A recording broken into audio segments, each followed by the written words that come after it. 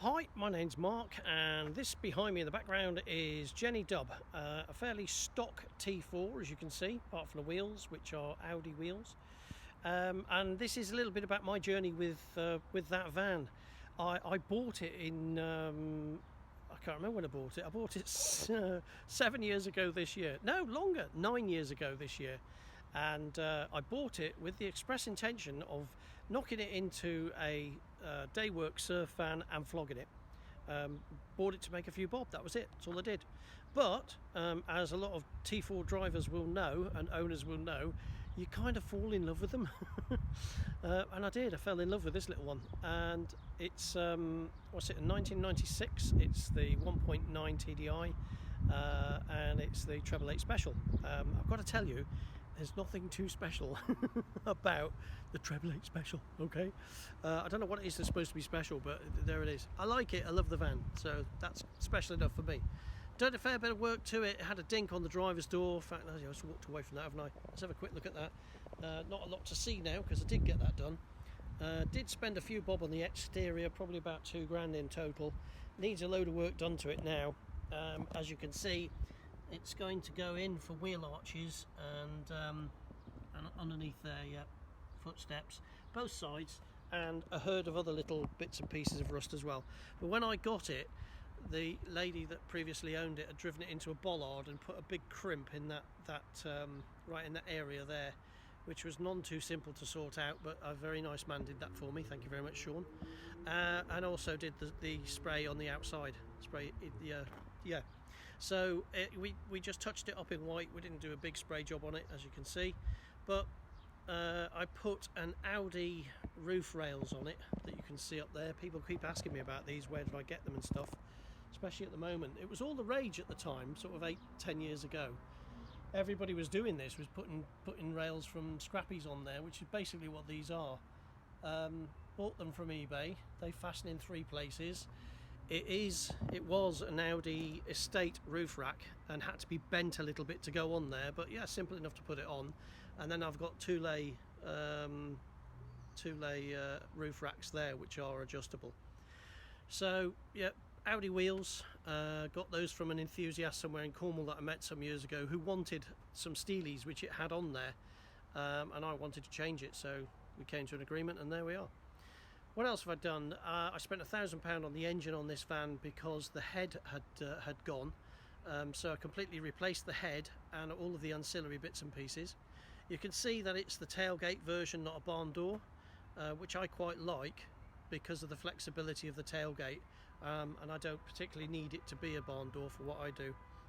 Interior wise, haven't done an awful lot to the interior because I keep on trying to work out what I want to do with the van, and I'll tell you a bit more about that in a mo. So this bed is going to come out. It's got to come out anyway for some of the rust to be done.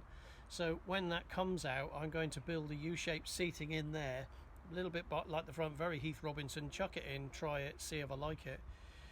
I kind of think I'm going to like it because I think it'll give me a bit more storage space under those 3 seats, but as well as that, it's going to give me a bit more flexibility on where you can sit in the van.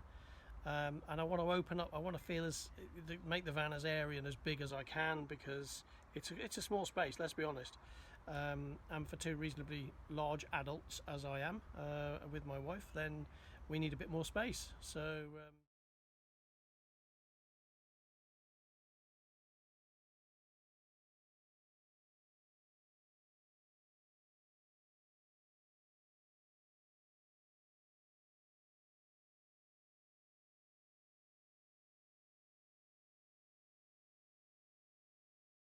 now let me quickly show you this floor then. Let's adjust the balance. There we go. So this is the floor that was fitted or brought. It was in the van when I got it, and I'm assuming it's from Volkswagen, but it's about a 3/4, half-inch 3/4 ply with this whatever this is on the top, which looks to all intents and purposes like some sort of a mat, and then it's sprayed or something on top.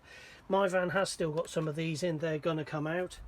In fact, yeah, there's one left at the back and one there, I think. The rest of them are out.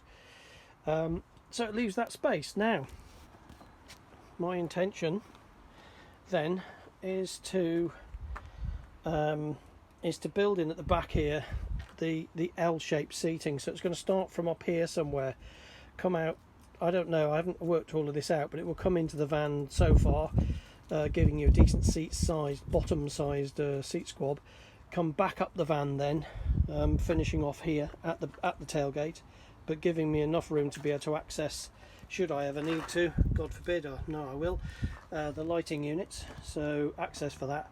Then there'll be a space, obviously the second one will be this side, running right up to the back of the van here, but starting from the kitchen pod. So again, that will stick out away, it'll come up here, and in between those two, right at the back, will be a second, which will come here and here, right across. Sorry, a third, not a second. So you get two permanent seats either side, and the gap in the middle, and then the third one at the back, which to all intents and purposes will be a box, a bit like the loo I suppose, which will be you'll be able to lift it out so that anything I want to put in the van, up the centre of the van, can still go in there. So that'll give me quite an awful, I think, quite a lot more space in the van.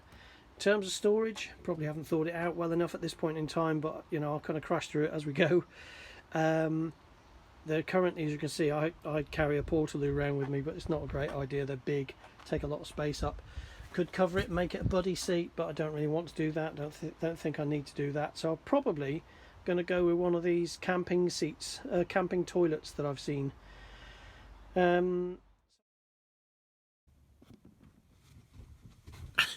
If this, you wouldn't believe the messing around I'm doing to get this shot.